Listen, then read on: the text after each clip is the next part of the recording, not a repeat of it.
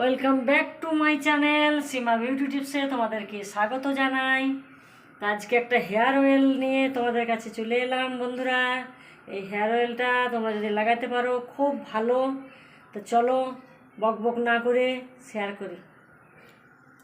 এই দেখো বন্ধুরা, এখানে আমি 100 গ্রাম সরষের তেল আর 100 গ্রাম নারকেল তেল দিয়েছি।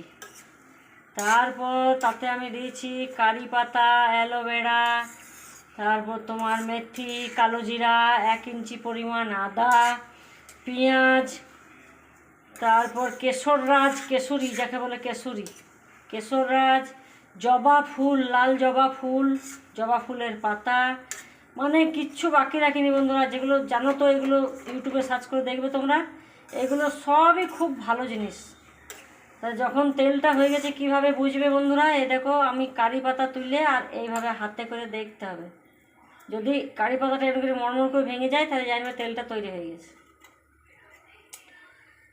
তা এই তেলটার এত গুণ মানে বললে শেষ করা যাবে না। তেলটা এত গুণ।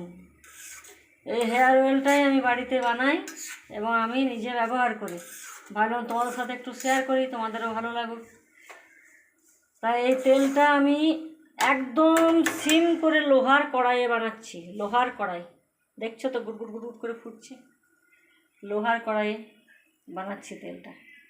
লোহার কড়াইতে জানো তো আয়রন থাকে। আয়রনটা আমাদের চুলের পক্ষেও ভালো। লোহার কড়াইয়ে রান্না খাওয়াও ভালো। লোহার কড়াইয়ে রান্না খেলে তোমার আয়রনটা পেটে যায়। আয়রনটা আমাদের পক্ষে খুবই ভালো। যাদের রক্ত স্বল্পতা আছে তারা লোহার কড়াইয়ে রান্না খেলে ওটা আয়রনটা বাড়লেই রক্ত স্বল্পতা দূর হয়ে যায়। তা বন্ধুরা, সে যা বটে বলবে ডাক্তারি করছে সীমা দিদি।